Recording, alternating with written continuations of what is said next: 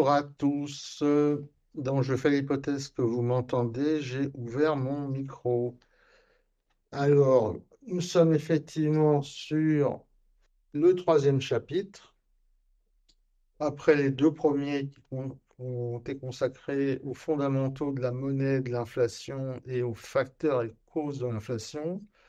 Donc là, on avait été sur des sujets assez théoriques. On avait passé en revue toutes les causes possibles, les facteurs, après avoir vu la monnaie et le phénomène lui-même.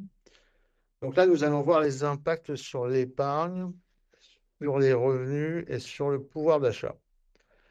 Et tout ceci étant contextualisé en France pour 2023-2024.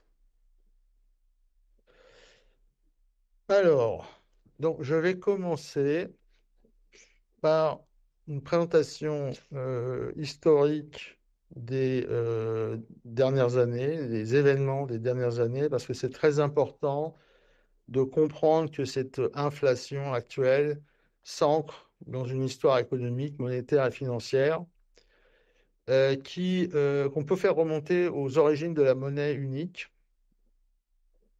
au début de la monnaie unique, donc c'est en gros à la période de 92-98.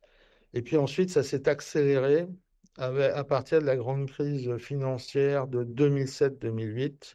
Et puis on va dérouler les événements pour voir en quoi ces crises, ces événements ont progressivement alimenté ce qui va devenir à la fin l'inflation qu'on connaît aujourd'hui. Euh, donc, Vous voyez, je pense, la frise, hein. Donc, en 2007, on a la crise des subprimes, donc qui est une crise de solvabilité ou de risque de défaut sur des crédits subprimes aux États-Unis, qui est suivie, après pas mal de remous dans les établissements financiers, suivie par la faillite de Lehman Brothers, donc à l'automne 2008. Donc, qui est le premier des grands établissements bancaires entraînés dans la crise et jusqu'à la faillite. Alors, il y a eu d'autres établissements financiers, notamment Fannie Mae et Freddie Mac, qui étaient des sociétés d'assurance des prêts hypothécaires aux États-Unis, qui ont failli y passer aussi, si ce n'avait été l'intervention de l'État américain. Euh, donc, vous vous rappelez certainement de ça. C'était une crise qui a fait beaucoup de dégâts dans le paysage des banques, y compris en Europe.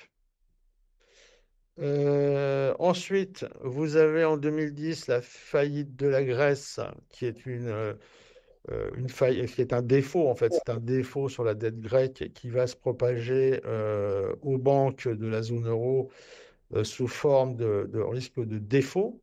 Donc, en fait, il faudra l'intervention des États européens pour éviter ce défaut et la reprise d'un certain nombre de créances détenues par les banques commerciales, reprises par la BCE, par les banques centrales.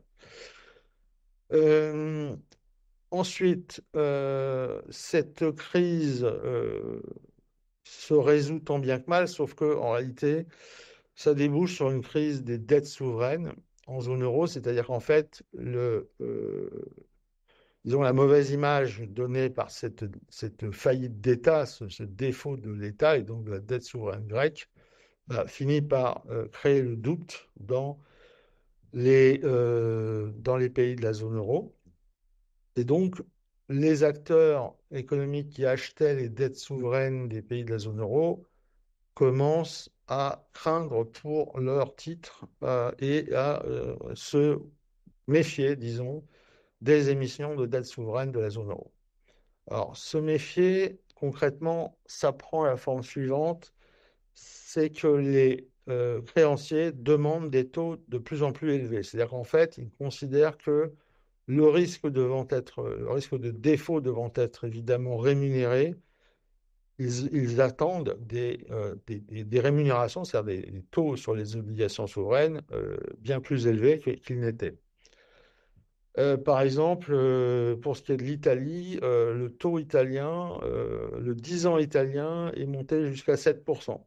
au moment où le 10 ans allemand était à 1%, le 10 ans français à 2%. Donc, on appelle ça les spreads de taux, c'est-à-dire qu'en fait, les écarts entre les taux, les écarts augmentent, disons, les taux s'écartent. Ce sont les spreads de taux. Et dans une zone monétaire unifiée comme la zone euro, il est impossible d'avoir des économies qui empruntent avec de tels écarts. C'est insoutenable. On l'avait un peu vu au webinaire numéro 2. Ça ne peut pas être soutenable sur le long terme. Et donc, si jamais ça s'était propagé ou si ça avait continué dans la durée, eh bien c'est très simple, la zone euro aurait explosé. L'euro aurait disparu. On serait revenu aux monnaies nationales. Donc, en 2012, la BCE, voyant le danger et voulant à tout prix éviter la faillite de la zone euro, décide de faire tout ce qu'il faudra. Donc, c'est le whatever it takes. On fera tout ce qu'il faut. C'est le banquier central, Mario Draghi, qui le dit. Et concrètement, faire tout ce qu'il faudra, c'est très simple. Ça veut dire participer au marché des dettes souveraines directement en pesant à la baisse sur les taux. C'est-à-dire concrètement, la Banque centrale participe aux adjudications des dettes souveraines et elle se positionne en demandant des taux bas. Et donc, quand vous avez un acheteur en dernier ressort qui est prêt à acheter à taux bas, il fait le marché. C'est-à-dire qu'il fausse le marché et en fait, on en arrive tout simplement à avoir des taux qu'on peut appeler administrés.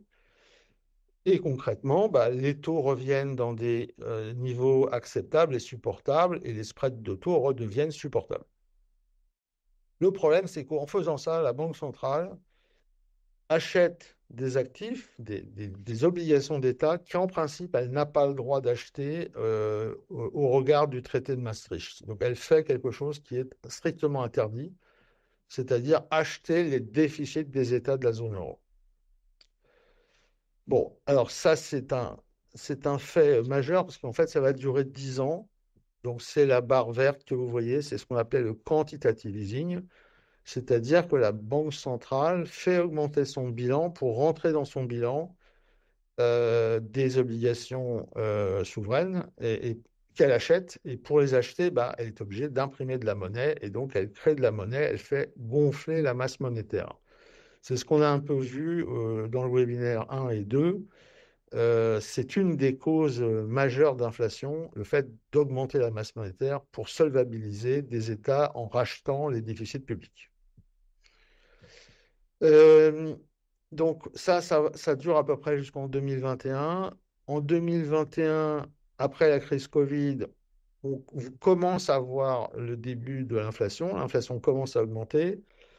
Au début, c'est assez modéré, ça reste de l'ordre de 1,5% ou quelque chose comme ça. Et puis, il se trouve qu'en plus, la crise Covid a abouti à racheter encore plus de dettes puisque les États ont généralement fait creuser leur déficit et donc ils ont émis encore plus de dettes souveraines pendant le Covid. Et donc, bah, finalement, les banques centrales en ont acheté encore plus. Donc, 2021, début d'inflation. Début 2022, début de la guerre en Ukraine. Donc, certains croient à tort que la guerre en Ukraine est la cause de ce démarrage de l'inflation. En réalité, ce n'est qu'une cause parmi N. Et donc, on observe à partir de là, en 2022-2023, une nette remontée des taux. On repasse au-dessus des 3% dans la plupart des pays de la zone, y compris la France. Alors, à cela, il faut quand même ajouter d'autres causes. Donc, en fait, on est vraiment dans le cas d'une inflation multifactorielle, multifacteur. Ces facteurs, bah, c'est par exemple le pic de production d'hydrocarbures qui est arrivé entre 2008 et 2018 selon les hydrocarbures qu'on regarde. Euh, donc, plafonnement de la production, si on veut, qui engendre donc une hausse des prix et une offre qui est moindre, qui peut même être insuffisante, surtout à partir des embargos sur le gaz russe ou sur le pétrole iranien qui viennent en quelque sorte restreindre l'offre d'hydrocarbures, tout ça étant évidemment favorable à une hausse des prix des énergies. Je crois qu'on est actuellement environ à 90 dollars du baril. Euh, et puis n'oublions pas non plus que les hydrocarbures dits non conventionnels, c'est-à-dire les gaz de schiste ou les pétroles non conventionnels, ben, ils coûtent plus cher à produire. Donc tout ça participe à une augmentation des prix de l'énergie. Et comme on l'avait vu, ben, le prix de l'énergie, on le retrouve partout, dans tous les prix euh, qui font finalement à la fin l'indice des prix de l'INSEE. Vous avez aussi le déclin de l'énergie nucléaire. Les énergies vertes sont également plus chères. Voilà, donc tout ça participe du même phénomène. Vous avez les tensions sur le transport maritime qu'on avait également vu hein, en mer Rouge, en mer Noire, etc. On a les masses monétaires donc, qui s'envolent au-delà ou totalement au-delà des besoins des économies, donc uniquement parce que c'est ce qui permet de combler les déficits budgétaires, dans tous les pays d'ailleurs, conjugué à une période de croissance faible, donc il n'y a pas la croissance qui permettrait de réduire les déficits, c'est en particulier vrai en zone euro, plus les pénuries de matières premières causées par la guerre, plus le changement climatique, etc. Donc, en résumé, je dirais que la période actuelle est vraiment un condensé de risques inflationnistes et que l'inflation est partout. C'est-à-dire qu'elle est dans le prix de l'immobilier, dans le prix des actions, ce qu'on appelle les actifs, mais elle est aussi maintenant dans les prix à la consommation, donc l'indice de l'INSEE.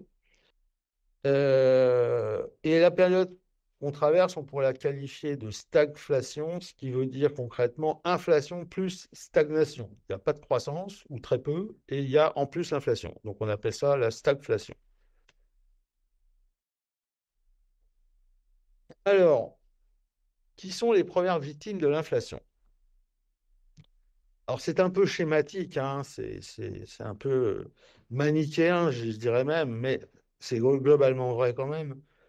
Euh, c'est d'abord défavorable aux personnes qui ont qui sont modestes, qui ont des revenus modestes et dont les revenus sont constitués principalement de salaires qui croissent généralement moins vite que l'inflation moyenne. Et de plus, cette inflation moyenne, enfin l'inflation qu'on mesure, elle est souvent inférieure à la vraie inflation subie, supportée par ces ménages, parce que en fait, il y a la part de la nourriture, la part de l'énergie, la part du transport est nettement supérieure pour eux à ce qu'elle peut être dans l'indice qui mesure l'inflation. Puisque cet indice, hein, je rappelle, il mélange à peu près tout, y compris des loyers pour environ 6,5%. Donc, ce que je veux dire par là, c'est que finalement, la mesure de l'inflation ne représente pas réellement la vraie inflation subie par ces classes de travailleurs, on va dire, plutôt modestes. Euh, alors, d'autre part, ils ont généralement de l'épargne quand même, notamment de l'épargne sans risque sous forme de livret A. Et souvent, bah, on observe que la rémunération du livret A, le taux du livret A, reste en dessous de l'inflation moyenne, même si théoriquement, c'est un taux qui est administré et qui est censé refléter cette inflation. Il y a quand même un petit gap qui ne joue pas dans le bon sens.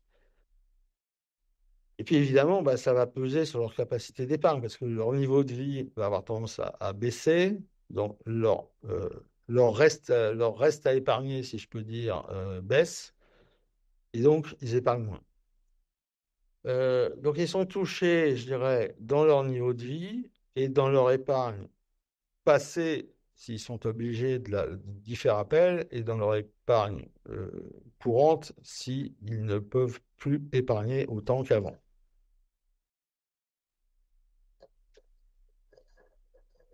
Alors, il y a des gagnants à l'inflation. S'il y a des perdants, c'est qu'il y a des gagnants en général.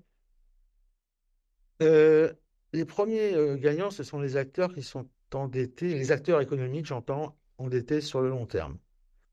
Parce que eux, ils ont des dettes en tout cas en France, c'est particulièrement vrai, ils ont des dettes contractées à taux bas, voire très bas, et ils ont un capital restendu, une dette donc, qui est finalement rongée par l'inflation, parce que cette dette est exprimée en monnaie courante.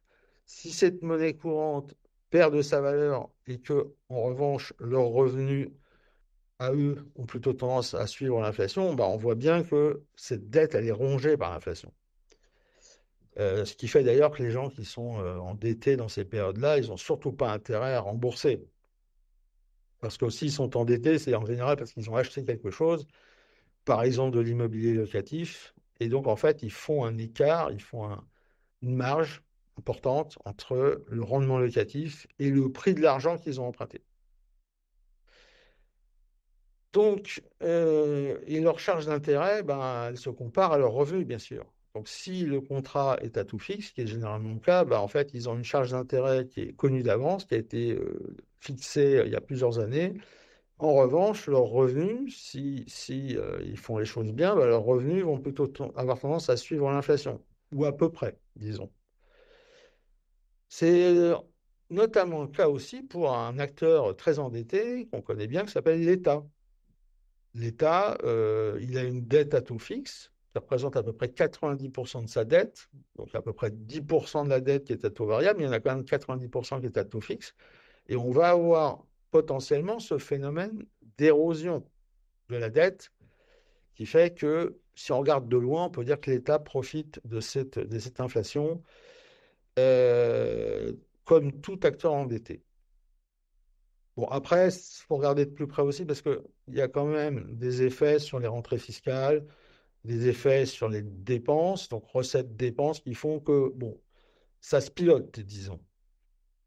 Alors ensuite, il y a un autre acteur qui est très, très particulier, c'est les banques. C'est les banques parce que euh, on peut dire que les banques, elles ont un stock de crédit et elles ont un flux de crédit. Donc le flux de crédit, concrètement, c'est les nouveaux crédits, donc les taux vont augmenter. Donc là, c'est favorable à la banque. En revanche, comme la banque a aussi un stock de crédit qu'elle va mettre un certain temps à écouler, qui est dans son bilan, eh ben, ce stock, lui, il n'est pas favorable. En période de remontée de taux, bah, il faut l'écouler et il va rapporter pendant plusieurs années un taux très bas. Euh, donc ça, on pourrait appeler ça, disons, l'inertie du bilan. Le bilan, il ne va pas se transformer très très vite. Par contre, au bout d'un certain temps, la courbe des taux, ce qu'on appelle la courbe des taux, c'est-à-dire ce que vous voyez à droite, les taux courts et les taux longs, donc ça va du jour le jour aux 10 ans, pour faire simple. Donc vous voyez cette courbe, elle est normalement ascendante. Alors quand il y a une période de remontée des taux, en général, cette courbe, elle s'inverse. Donc, mais ça dure un certain temps, et au bout d'un certain temps, la courbe reprend sa forme normale, c'est-à-dire que les taux courts sont inférieurs aux taux longs. Et donc à ce moment-là, la banque, si elle a écoulé son bilan, va retrouver des conditions favorables pour sa marge sur crédit et donc pour ses résultats. Mais voilà, ça prend un certain temps. Et donc, c'est pour ça que vous entendez parfois dire que les banques, elles continuent à souffrir. En particulier les banques qui sont très exposées au crédit euh, immobilier, ou au crédit à la consommation, ou au crédit d'équipement. Voilà. Donc, comme je disais, si l'inflation est favorable aux emprunteurs, euh, grâce au contrat existant à taux fixe, elle est aussi défavorable, elle est donc défavorable à la contrepartie, c'est-à-dire aux créanciers. Et les créanciers, bah, ce sont les banques, on vient de le voir, mais ce sont aussi les épargnants. Voilà, donc les banques finissent par être gagnantes quand on retrouve une situation normale, mais c'est pas encore le cas aujourd'hui, ça s'améliorera, mais lentement. Alors, l'immobilier.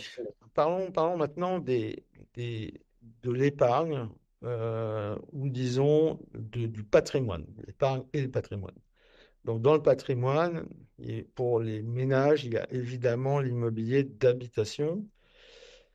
Euh, Et quand on a traversé, comme ça a été le cas, 10 ans de taux très bas, qu'est-ce qui s'est passé? Il s'est formé ce qu'on appelle une bulle immobilière. Une bulle immobilière, c'est une augmentation anormale de la valeur des biens. C'est-à-dire que le marché monte sans cesse pendant des années, tout simplement parce que le coût du crédit est très bas. Donc, quand vous prenez un crédit immobilier, ben, en fait, vous allez rembourser deux choses. Vous allez rembourser le capital et puis vous allez rembourser des intérêts. Vous allez payer des intérêts. Si le niveau des intérêts est faible parce que le taux d'intérêt est faible, et ben, en fait, ça laisse plus de pouvoir d'achat aux emprunteurs. C'est-à-dire que la partie consacrée au capital va être plus importante et donc les prix sont tirés vers le haut. Donc, c'est ce qui s'est passé pendant cette période qu'on a vu, la période verte qu'on a vue avant, 2012, 2021, et même avant, c'est que les prix de l'immobilier ont fortement augmenté. C'est ce qui se passe souvent quand les taux sont très bas, ce sont les actifs qui montent. Et les actifs, c'est l'immobilier, c'est les actions, typiquement. Mais la conséquence, c'est quand le marché des taux se retourne, c'est-à-dire quand les taux se remettent à augmenter, se mettent à réaugmenter et reviennent à un niveau normal, disons, bah, il se passe exactement le contraire, c'est-à-dire que l'acheteur, il va payer plus d'intérêts, son crédit lui coûte plus cher, donc la part du capital va baisser. Pourquoi? Parce que tout simplement, la plupart des emprunteurs, ils achètent à crédit et le crédit, il va être, entre guillemets, gagé sur leur revenu. Vous connaissez, je pense, tous la loi Scrivener qui va déterminer le montant maximal empruntable par le coût du crédit rapporté à votre revenu. Si votre revenu n'augmente pas particulièrement, ben, en fait, le simple fait de caper le montant, les mensualités à 35% de votre revenu, ben, on voit bien que ça la part de capital remboursé va baisser. Si la part de capital remboursé baisse, fatalement, ça ne peut se traduire que par la baisse des prix. En tout cas, il y a une pression sur les prix qui fait que le marché, normalement, au bout d'un certain temps, se retourne et les prix se mettent à baisser. Et c'est ce qu'on observe d'ailleurs. Et pendant que les prix commencent à baisser, ben, il y a un autre effet, c'est que les vendeurs ne sont pas forcément en phase. Et donc, en fait, eux maintiennent leur prix. Donc, concrètement, c'est le volume des transactions qui baisse jusqu'à ce que tout le monde revienne finalement au prix d'équilibre, c'est-à-dire que l'offre et la demande s'ajustent. Euh, D'autant plus que, comme on dit, les prix de marché se font à la marge. Donc, en résumé, bah, on va tirer tout le marché vers le bas. Et c'est d'autant plus vrai qu'on sort d'une période très très longue de baisse de taux très bas. Euh, alors il y a un autre type d'immobilier, c'est l'immobilier d'investissement. Alors ça s'appelle les sociétés civiles de placement immobilier, les CPI. Donc ce sont des titres de participation dans des sociétés civiles qui investissent en achetant soit des bureaux, soit des locaux commerciaux. Et ce marché des CPI s'est fortement développé pendant toute la période qu'on vient de voir, pour une raison simple, c'est que comme les obligations rapportaient très très peu, bah, les gens, les investisseurs qui avaient de l'argent se sont reportés sur les SCPI, puisque les SCPI produisaient plutôt du 5%. Alors quand les obligations étaient à 0,5%, bah, il pouvait être intéressant, il pouvait être tentant d'acheter des titres de type SCPI qui avaient au moins le mérite de rapporter du 4,5 ou du 5%, voire parfois même du 6%. Donc ce marché s'est fortement développé. Et les SCPI, bah, évidemment, elles achètent des bureaux, des locaux commerciaux. Et ça, c'est un marché qui lui-même a sa propre dynamique. Et ce marché, ou ces marchés, ils ont eux-mêmes connu la bulle immobilière. C'est-à-dire qu'en fait, les prix ont monté. Le prix du sous-jacent a monté. Et là, on a plusieurs effets qui sont venus retourner tout ça un petit peu, disons. C'est que déjà, le télétravail s'est fortement développé à partir du Covid. Donc, en fait, il y a eu une baisse de l'occupation des bureaux. Euh, de- Pendant le même temps, en tout cas depuis 2 ans, ces sociétés qui font appel aussi au crédit immobilier, ben, elles vont payer le crédit plus cher. Donc, Tout ça, en résultat, c'est que concrètement, le rendement de ces titres baisse, ce qui est logique. Et en plus, la valeur des titres baisse puisque le sous-jacent, c'est de l'immobilier. Euh, donc, les SCPI ne vont pas très bien en ce moment et il y a des réajustements à la baisse sur les prix des parts. Sur les locaux commerciaux, c'est un autre phénomène. Déjà, il y avait le e-commerce qui se développait depuis longtemps, donc baisse de la fréquentation dans les centres commerciaux et autres commerces de détail.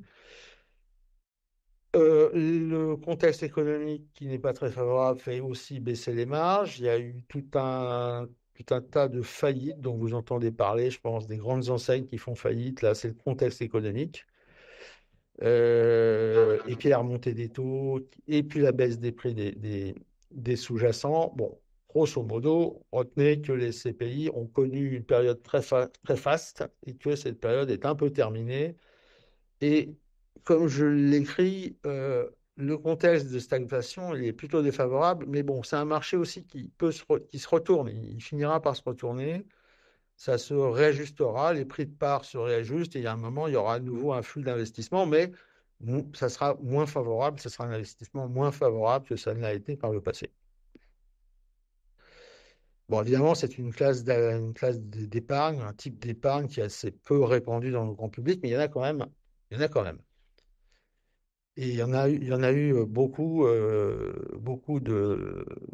d'investissements dans la période de, disons, 2010-2020. Alors, les obligations, bah, c'est des contrats de prêt assortis d'un taux d'intérêt. Alors, il y a évidemment les obligations d'État, les dettes souveraines, comme on dit, mais il y a aussi les obligations privées, les obligations des entreprises. Et il y a aussi un taux d'intérêt, bien sûr, sur ces obligations des entreprises à 10 ans. Souvent, c'est du 10 ans. Et le taux d'intérêt, il est grosso modo déterminé par la note. Vous entendez parfois parler des notes des agences Moody's, Standard, etc. Bah, ces notes AAA, AA, BB-, enfin tous ces machins-là, ça va déterminer in fine le prix que le marché demande pour souscrire et donc les taux d'intérêt. Et grosso modo, on peut considérer que sur l'ensemble des obligations, eh bien, la hausse des taux à 10 ans, quand on passe de 0 à 3, par exemple, 3%, bah, en fait, ça va s'appliquer à l'ensemble des obligations, même si les taux ne sont pas les mêmes, grosso modo, les taux montent. Et si vous prenez une obligation privée qui était à 0,5 par exemple, bah, si elle passe à 5%, c'est le même phénomène que quand le taux souverain passe de 0 à 3%. Il y a une conséquence directe, c'est que la valeur de marché des obligations chute. Et en gros, cette chute de la valeur des titres, c'est ça qui permet de réajuster le rendement des anciennes obligations par rapport au rendement des nouvelles. Donc concrètement, ça veut dire que les portefeuilles obligataires perdent leur valeur, perdent de la valeur. Euh, et ça, c'est vraiment mécanique, c'est mathématique. Alors ces obligations, il y en a un petit peu partout dans les produits d'épargne, notamment dans les fonds, dans les unités de compte, qui sont des fonds dans les assurances vie, par exemple. Vous avez des ETF, hein, les trackers, c'est-à-dire en fait des produits qui répliquent strictement la valeur des obligations. Tout ça va perdre de la valeur. Et donc, bah, ça va perdre de la valeur. Et donc, bah, c'est les assurances vie, les plans d'épargne retraite, les plans d'épargne entreprise, les PERCO, tout ça, les comptes titres, ils contiennent des obligations, bah, ils perdent en valeur. Alors, il y a une exception, ce sont les fonds euros en capital garanti, à capital garanti, puisque eux, par définition, ils assurent la garantie du capital, quand bien même ce capital est assis sur des obligations. C'est important de le souligner. Donc toutes les assurances vie qui contiennent des fonds euros bah, sont protégées dans une certaine mesure contre cette baisse de valeur des portefeuilles obligataires. Les actions. Alors les actions, c'est fondamentalement différent puisque c'est une part de propriété d'une entreprise et donc de son actif sous-jacent, c'est-à-dire ses moyens de production, sa trésorerie, etc. Et l'entreprise, c'est clairement un acteur de l'économie de production, ce qui veut dire que son chiffre d'affaires a tendance à augmenter avec l'inflation, ses coûts aussi. Donc on dit qu'il capte l'inflation, donc ça veut dire que la valeur ajoutée de l'entreprise va aussi capter l'inflation. Elle va répliquer l'inflation. Et puis la bourse va valoriser l'action pour sa potentialité de bénéfices et de distribution de dividendes.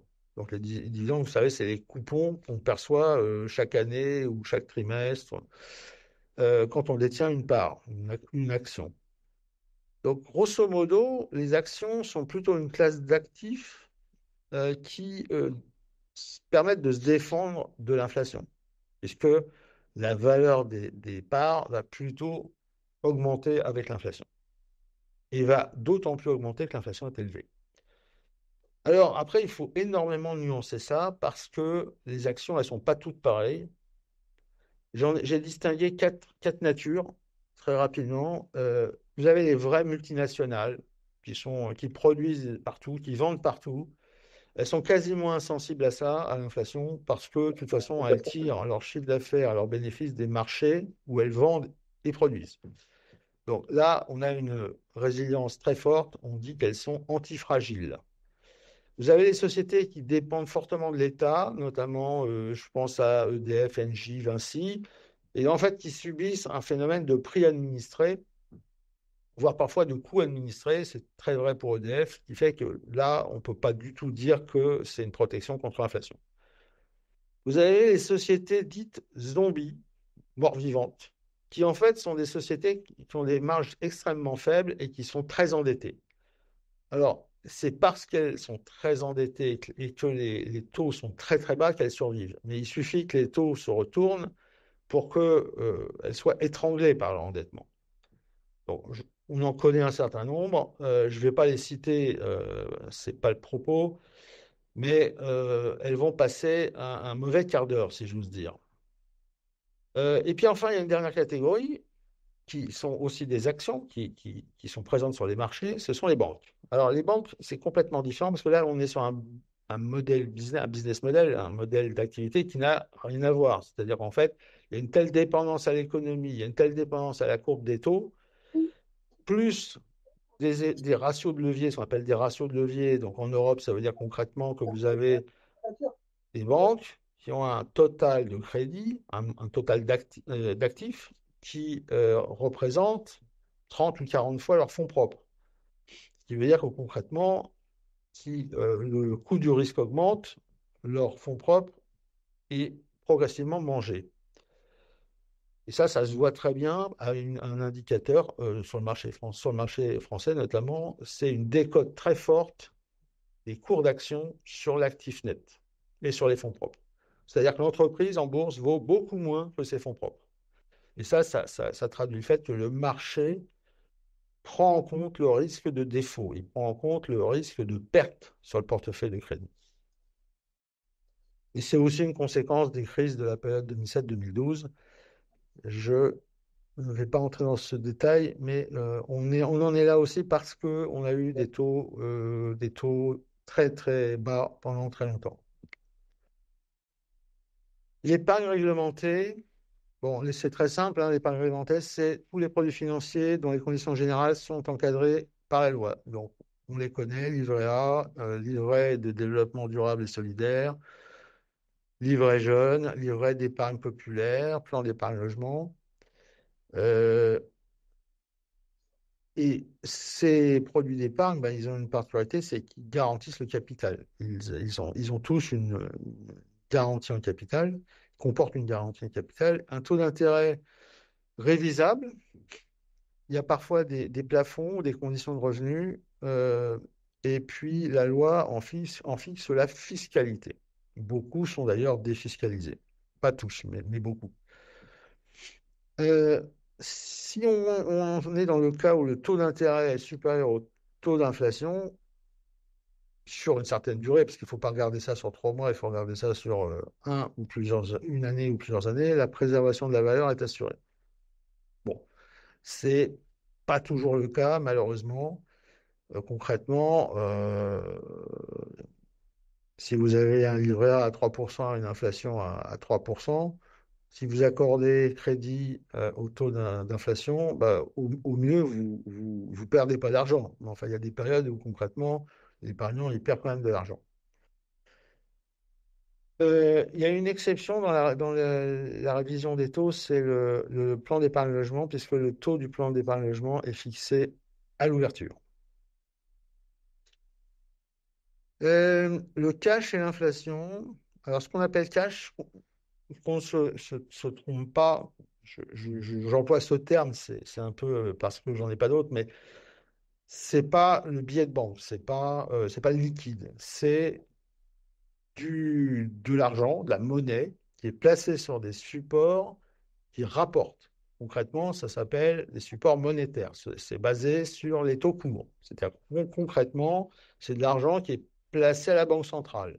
Donc vous avez un intermédiaire de marché, un gestionnaire de fonds, qui collecte l'épargne au travers de différents produits réglementés et cet argent est ensuite réinvesti sur des supports de très court terme à la banque centrale.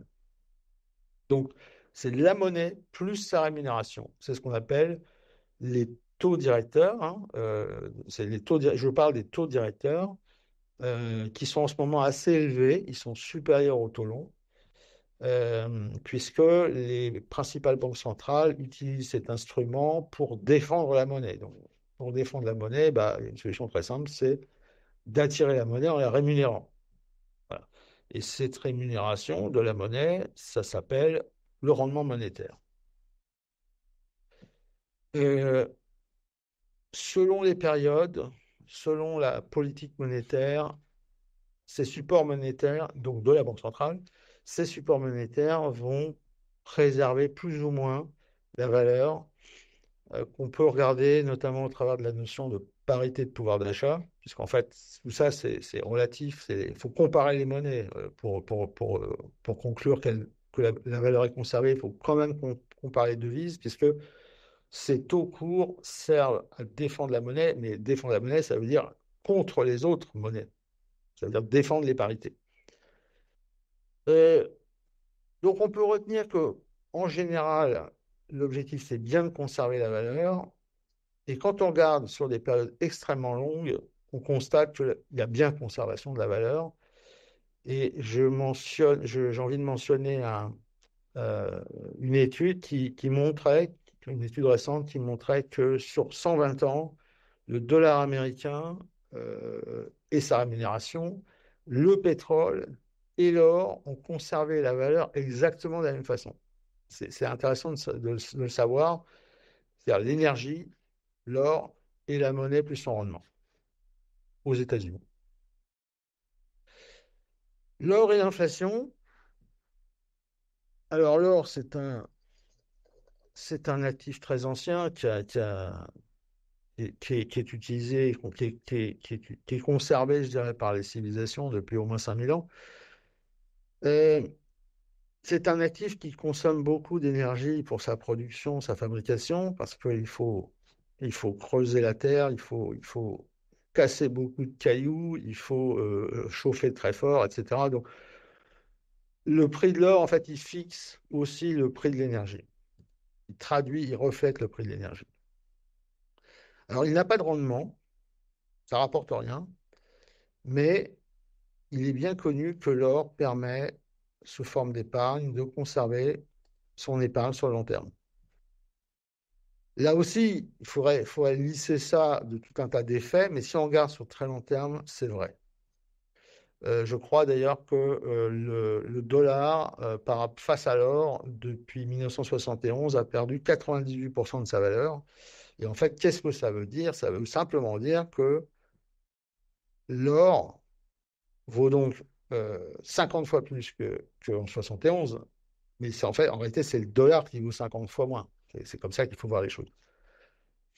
L'or n'est la dette de personne, ce qui signifie très concrètement qu'il n'y a aucun risque de contrepartie. Alors que si vous achetez une obligation d'un État qui ne va pas très bien, exemple l'Argentine, bah, vous pouvez vous retrouver avec plus rien dans les mains parce qu'il y a une contrepartie qui a fait défaut, en l'occurrence l'État. Et c'est un actif universel qui est recherché par toutes les banques centrales, même si après Bretton Woods, c'était le dollar qui était censé jouer ce rôle-là. Bah, il se trouve que depuis 71, depuis qu'on a décroché le dollar de l'or, eh bien, ça va sans doute être de moins en moins vrai. Le doute sur la monnaie profite à l'or. Et l'or est souvent utilisé comme une assurance pour cette raison-là, c'est-à-dire que c'est un stabilisateur des portefeuilles, c'est une assurance multirisque. Et c'est pour ça que vous voyez l'or monter à chaque fois qu'il y a une montée des risques. La guerre, l'inflation, les risques de défaut, etc. C'est intéressant de poser la question de l'or par rapport au cash et vice-versa, puisque certains considèrent l'or comme une monnaie au même titre que le cash, et comme on l'a vu, au même titre que la monnaie rémunérée. Et donc le cash n'est pas la monnaie fiduciaire, je le reprécise encore une fois, ce n'est pas un billet de banque. Le billet de banque, il perd de sa valeur, ça c'est incontestable. Si vous rangez des billets de banque sous votre matelas pendant 10 ans, vous pouvez être certain que vous allez perdre de l'argent. Alors, par contre, si vous avez du monétaire, ce n'est pas la même chose. Ce qui va différencier le cash et l'or, c'est un certain nombre de choses, dont notamment la liquidité, puisque l'or, il faut l'acheter, il y a des frais d'entrée, des frais de sortie, il y a des frais de gardiennage, il y a une prime de fabrication qu'on appelle le premium, et puis il y a des délais d'opération, toutes choses qui ne sont pas vraies sur le cash. Le cash, c'est beaucoup plus liquide, c'est beaucoup moins volatile aussi. Il y a des supports plus liquides que le physique. Je parle pour l'or. Pour ce qui est de l'or, il y a des supports alternatifs au physique, à l'or physique, qu'on appelle or papier, qu'on appelle or devise, qui sont en fait des formes scripturales, si on peut dire, du métal précieux, qui supportent beaucoup moins de frais, mais il y a un risque de contrepartie, parce que s'il y a du papier, de l'or sous forme papier ou sous forme de devise, ça veut dire concrètement, il y a une banque ou un acteur en face de vous qui amène un risque de contrepartie, c'est un risque de défaut. D'autant plus que souvent, le sous-jacent or physique, il y en a beaucoup moins que de papier. Donc il faut faire attention à ça. Et donc, comme je disais, bah, l'or est une valeur antifragile qui monte avec les risques, et on ne peut pas dire ça de la monnaie, on ne peut pas dire ça du cash. Par contre, ce qu'on peut dire du cash, c'est que c'est un marché qui est extrêmement profond, d'une façon générale. C'est-à-dire que les masses monétaires des grandes monnaies sont considérablement supérieures à la masse monétaire totale de l'or au niveau mondial. Et la masse totale de l'or au niveau mondial, la masse monétaire, pardon, est de l'ordre de 14 000 milliards de dollars au cours actuel. Donc beaucoup moins que la masse monétaire du dollar, plus de l'euro, plus la livre, plus le yen, plus toutes ces monnaies-là. Donc il y a quand même des différences. Alors, que retenir de tout ça? C'est un peu l'intérêt de cette revue des actifs et de l'épargne, c'est qu'est-ce qu'on doit en conclure?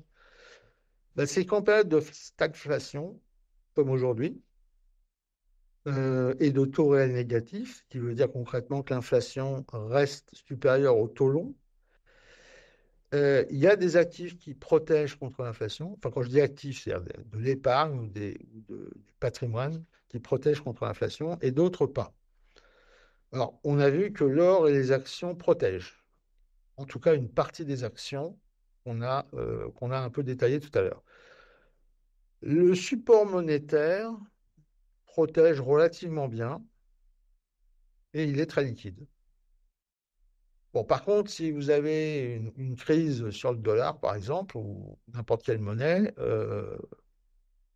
vous pouvez quand même finalement y perdre une partie de votre épargne.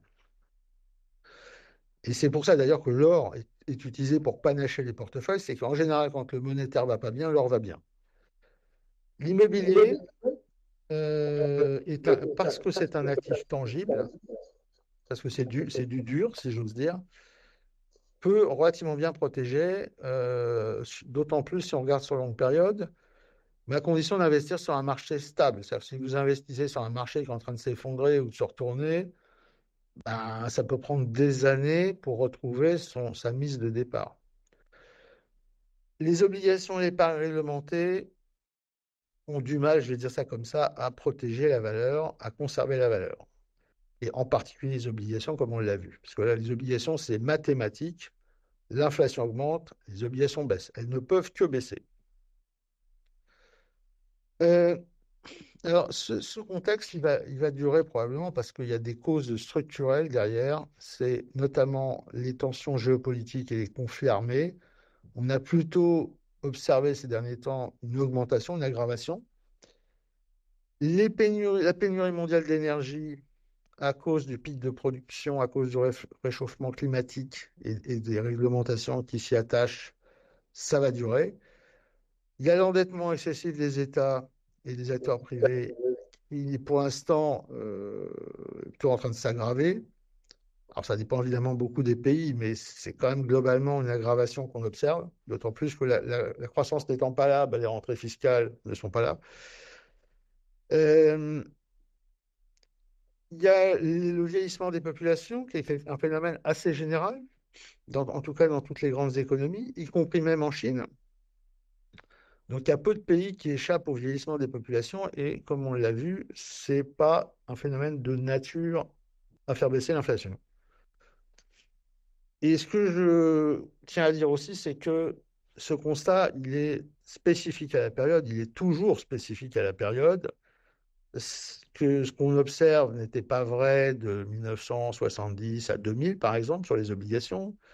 Si je prends l'exemple de l'or, eh ben en France au 19e siècle, l'or n'avait aucun intérêt par rapport à la monnaie, tout simplement parce que la monnaie était arrimée sur l'or avec le franc Napoléon, le franc or de Napoléon, et que pendant un siècle, ben, il y a pas eu de dévaluation. C'est-à-dire que détenir de la monnaie, ça voulait dire la même chose que détenir de l'or. Voilà. Donc, vous voyez que tous ces éléments sont intrinsèquement attachés à une période. Donc, ce qui était vrai ne l'est plus, ce qui était faux ne l'est plus. Voilà, en résumé, en très résumé, on peut dire en conclusion.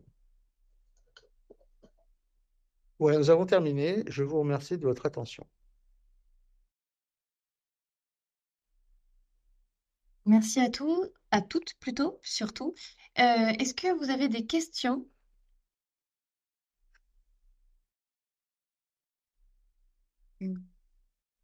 Donc, si oui, vous pouvez lever vous pouvez parler à votre micro. Donc, ce que je vois, c'était complet, merci, c'est clair. Moi, j'en profite parce que j'ai eu, lors des ateliers Dilemme, on a quand même beaucoup de questions vis-à-vis de l'inflation, d'où l'intérêt de faire ce webinaire aujourd'hui. Et la question principale, c'était quels sont les supports d'épargne qu'il faut éviter en période d'inflation ou de stagflation. Eh bien, comme on l'a vu, en fait, le plus dangereux, c'est l'obligataire. C'est les obligations. Euh, alors, si on croit à la baisse des taux et à la baisse de l'inflation, c'est pas du tout la même chose que si on croit à la poursuite de la hausse de l'inflation et des taux. C'est mécanique. Si les taux revenaient, je vais dire n'importe quoi, à 1% ou 1,5% en venant de 3, on verrait les portefeuilles obligataires réaugmenter. Parce que le phénomène est complètement symétrique. C'est-à-dire, les taux augmentent, les obligations baissent. Je parle des anciennes obligations, bien sûr. Mais si les taux baissent, les obligations augmentent. C'est mathématique aussi. Donc, voilà, disons que l'actif qui est le plus risqué de ce point de vue-là en période d'inflation, soit non maîtrisée, soit non prévisible. Bon, en plus, vous savez, les acteurs économiques ne sont pas tous d'accord sur la poursuite de la hausse des taux ou sur la poursuite de l'inflation ou l'augmentation de l'inflation. Il y en a quand même beaucoup qui considèrent qu'on est dans une période de taux négatifs et qu'on va y rester, notamment à cause de l'endettement des États. C'est-à-dire que si vous n'avez pas de croissance, Si vous êtes très très endetté et que votre dette vous coûte une fortune, parce que quand les taux montent, bah, c'est ça en fait, la dette coûte de plus en plus cher. Donc aujourd'hui, la dette de l'État français, elle coûte dans le budget au moins 50 milliards d'euros par an. Donc si on admet l'idée que l'État n'a qu'une seule solution pour se sortir de ce qu'on appelle la trappe à dette, il faut immédiatement en conclure que les taux seront durablement négatifs. Euh, et qu'il y a très peu de chances aussi pour que l'inflation disparaisse et donc que les taux retombent à zéro. À partir de là, il faut considérer que l'obligataire est dangereux. Voilà. Après, pour le reste, vous avez vu, hein, les actions, ça peut être extrêmement protecteur et très, très favorable, mais il n'y a pas un type d'action. Les GAFAM, par exemple, aux États-Unis, ce qu'on appelle, je crois, les sept merveilleuses, les sept grandes actions de la bourse de technologie de la bourse américaine, ça n'a rien à voir avec EDF, ça n'a rien à voir avec Renault. De la même façon que Air Liquide ou Schneider, ça n'a rien à voir avec une boîte de BTP française. Voilà, donc les actions, il y a un point qui restera toujours vrai, c'est la sélectivité. Il n'y a pas, il y a pas le marché. Déjà, il y a des sous-marchés, il y a des secteurs, et puis il y a des valeurs qui intrinsèquement sont plus résistantes que d'autres, et plus intéressantes que d'autres. L'or, c'est plutôt une bonne idée. Plutôt une bonne idée. D'ailleurs, il n'y a pas que l'or, j'en ai pas parlé, mais il y a un autre métal qui est plus volatile que l'or, mais qui peut aussi enfin, augmenter avec l'inflation, c'est l'argent. L'argent est plus volatile que l'or, il a beaucoup plus d'applications industrielles, mais d'une certaine façon, on a aujourd'hui une décote importante du prix de l'argent, surtout si on compare le prix de l'argent au prix de l'or, parce que historiquement, il y a un ratio moyen entre l'or et l'argent qui est de l'ordre de 70. Et aujourd'hui, ça permet de dire que l'argent est très très bas. Très, très bas. Bon, faut dire que c'est un marché c'est un marché manipulé, hein, le marché de l'argent. J'entre pas dans le détail. Une question là, en cas d'inflation, les gens sont-ils plus tentés par par les bitcoins? Alors j'ai l'impression que le Bitcoin, c'est un marché très spéculatif. Et j'ai pas l'impression que les investisseurs se préoccupent beaucoup de l'inflation. Il y a beaucoup d'investisseurs qui essayent de faire des coups, qui croient fondamentalement à l'augmentation du Bitcoin, et donc qui pensent, qui spéculent et qui espèrent en retirer un gain. Et ce qui se préoccupe beaucoup de l'inflation, j'ai pas trop l'impression. D'ailleurs, quand on regarde la volatilité du Bitcoin, on est sur des amplitudes considérables qui n'ont strictement rien à voir avec les niveaux d'inflation.